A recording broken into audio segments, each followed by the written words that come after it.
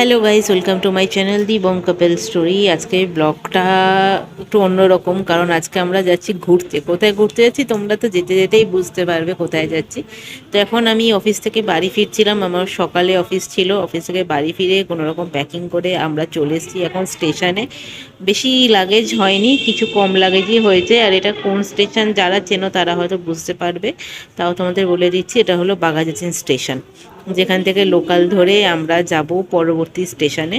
তো এখানে মালপত্র সব রয়েছে, তনয় রয়েছে, আর আমরা বসে বসে ওয়েট করছিলাম একজনের, যে সে আসলে তারপরে মানে বেরোবো।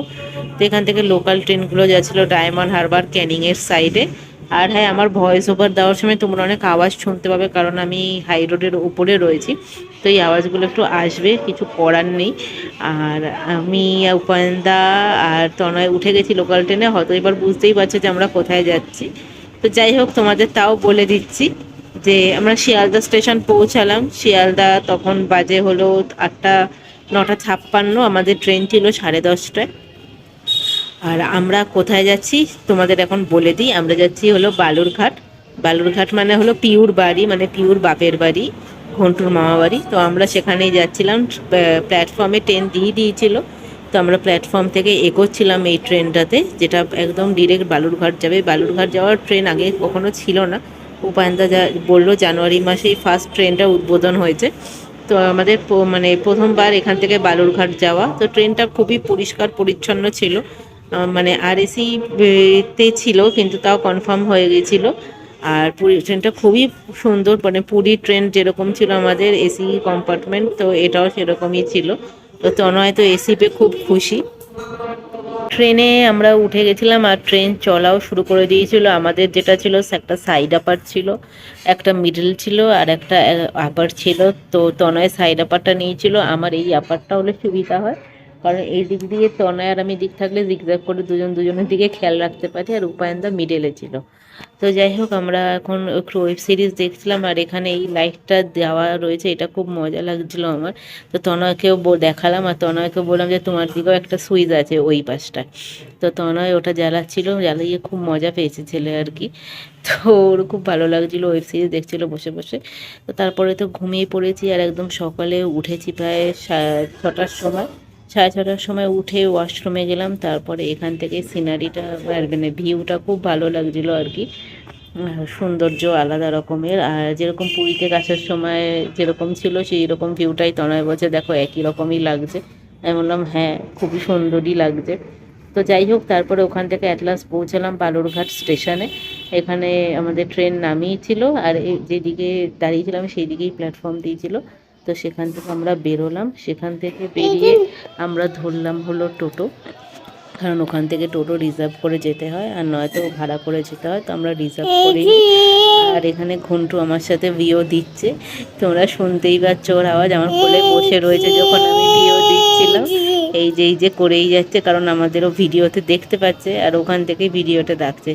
তো প্ল্যাটফর্মটা নেওয়ার পর এখান থেকে স্টেশনটা বেরোলাম। খুবই সুন্দর ছোট জায়গা, ছোট স্টেশন, কিন্তু লোকজন অত নেই, আর পরিবেশটাও সুন্দর। আর দেখতেই পাচ্ছ যে আজকের ওয়েদারটা কীরকম, মানে কলকাতায় এই সকাল 8টার সময় ওয়েদারটা যেরকম থাকে তার থেকে তো এই ওয়েদারটা যথেষ্টই ভালো, কারণ তোমরা বুঝতেই পারছো। আর এখান থেকে এইরকম শালবন সব কিছুর মাঝ দিয়ে খুবই ওদের বাড়ি যেতে হয়। তো টোটোতে উঠে গেছিলাম, আমি রেকর্ড করছিলাম। আর এই জায়গাটা কিছুটা মেদিনীপুরের মতোই লাগছিল, চণ্ডীপুর এরিয়ার মতো।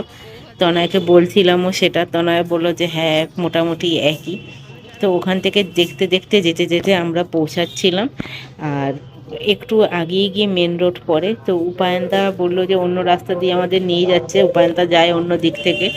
তো এখান থেকে যখন টোটোটোওয়ালা স্টার্ট হলো তখন থেকে এই মানে এই আশেপাশের জায়গাগুলো আমরা ঘুরে ঘুরে দেখছিলাম। আর স্কুল বাড়ি ছিল ওইটা, তারপরে একটু গিয়ে ধান ক্ষেত ছিল, আর অন্যান্য মাঠ, এরকম সব কিছুই ছিল। তো আমাদের দেখতে খুব মজা লাগছিল। আর ঘন্টু এই যে করেই যাচ্ছে, ভাবছি আমরা ফোনে কীভাবে রয়েছি, সামনেও রয়েছি, ও আলাদাই মজা পাচ্ছে। আর সেটা সবচেয়ে বড় কথা হলো, ঘন্টু আজকে মানে আনন্দে খাইনি, সকালে ব্রেকফাস্টই করেনি আমাদের দেখার পর থেকে। মানে ওর পাপাকে আর মেনো আর মিমিকে দেখার পর থেকে ব্রেকফাস্টই করেনি। তো ওখান থেকে এগিয়ে যাচ্ছিলাম। আর একটু রোডে যেতে একটু টাইম লাগলো, কারণ ফার্স্টবার যাচ্ছি তাই বুঝতে পারছি না। হয়তো কাছেই, কিন্তু আমাদের মনে হচ্ছিল যে একটু দূরে। পিউদের বাড়ি থেকে স্টেশন খুব একটা দূরে না, 20 মিনিটেরই ডিস্টেন্স লাগে। তো তনয়ে, আমি, উপায়নদা এক টোটোতেই ছিলাম। তো সেই টোটোতে আর শেয়ারে কেউ ওঠেনি, আমরা তিনজনই ছিলাম। তারপর ওখান থেকে উঠলাম মেন রোডে। তনয় এই পাশে চলে এসেছিলো, বলছিল যে কেউ উঠছে না যখন, আমি তখন এখানে বসে বসে রাস্তাঘাটগুলোই দেখি। এইখানে একটা নদীর ওপর দিয়ে যাচ্ছিলাম। উপায়নদা বললো যে বন্যার সময় এখানে অনেক জল উঠে এসেছিলো। তো এই সব জিনিসগুলো উপায়নদা আমাদের দেখাতে দেখাতে নিয়ে যাচ্ছিলো, যেগুলো আমরা জানি না। আর এখান থেকে সোজা গেলে আরেকটা রাস্তা পড়ে, তারপর ওখান থেকে টার্নিং নিলে মেন রোড পড়ে। তো সেটাই আমাদের বলছিল। তার কাছাকাছি চলেই এসছিলাম। এখানে নতুন নতুন এই জনবসতিগুলো হয়েছে, ফ্ল্যাট বাড়ি সব কিছু হয়েছে। আর এখান থেকে যেই রাস্তাটা এই ডান দিকে বেঁকছে, এই রাস্তাটা, এই যেটা বাঁদিকে গেছে সেখান থেকেও দার্জিলিংয়ের দিকে যাওয়া যায়। আর ওদের বাড়ি এই যে ডান দিকটা যে ঢুকলাম, এই ডান দিকটা থেকে একটুখানি। তো চলেই এসছিলাম, যেটা উপায়নদা বলল। আর দেখো, আমরা একটু পরে পৌঁছেও যাব হয়তো। আর কারণ আমি যতটা জানতাম যে পিউদের বাড়ি মেন রোডের ওপরই, তো সেখান থেকে আমার একটু ধারণা হয়েই গিয়েছিল। তো এই সবে পৌঁছেছি, ওই মেন রোডের ওপরই আমাদের নামিয়েছে।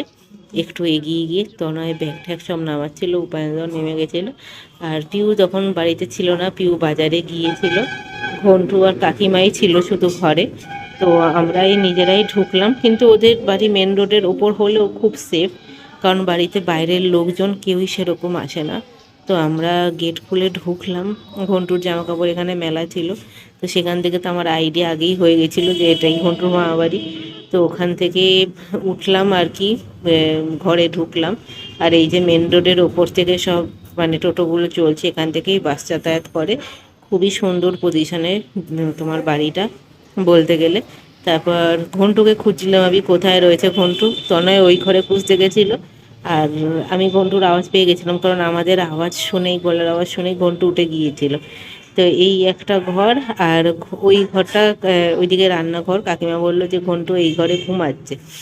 তো উঠলাম, সেই ঘরটা গিয়ে দেখি যে ঘন্টু ঘুম থেকে উঠেই গিয়েছে, এই যে উঠে গিয়ে বসে রয়েছে আমাদের জন্য। মজা পাচ্ছিল ঘন্টু খুব আমাদের দেখে, ছোট্ট বেবিটা আমার। আরে বাবা রে, পাপার আদর খেয়ে আরও খুশি হয়ে গেছে, এই দেখো মজা পেয়েছে। আর তনয়কে দেখে তো আরও খুশি হয়ে গেছে আমাকে দেখে, কারণ ও ভাবতেই পারেনি যে ঘুম থেকে উঠে তিনজনকে একসাথে দেখবে। একসাথে দেখার মজাটাই আলাদা। কিছু বুঝতে পারছিল না যে ঘুমের মধ্যে কি স্বপ্ন দেখছে না এটা সত্যি হয়েছে, কারণ ঘুম ভাবটা ওর তখনও কাটেনি। তো আমাদের দেখে খুব খুশি হলো। তারপরে আমরা একটু ফ্রেশ ট্রেশ হলাম, ঘন্টু উঠে একটু ফ্রেশ ট্রেশ হলো। আর একটু স্নান টান করা সব কিছু হয়েই গেছে। আর ঘন্টুর সাথে একটু খেললাম দিলাম। আর ওদের বাড়িটা হলো একদম মানে হাইওয়ের ওপরে, তোমাদের দেখাচ্ছি যে দেখো, এটা এই দিকটা পুরো হলো হাইওয়ে, এই রাস্তাটা মানে এখান থেকে মানে দূরপাল্লার বাসগুলো যায় আর কি। আর এটা ওদের বাড়ি। তো যাই হোক, এখন এই ঘন্টু, আমি, উপায়নদা, তনয় খেতে বসেছি। ঘন্টু, ঘন্টু, এই ও হ্যালো করছে। রেখে দাও, রেখে দাও।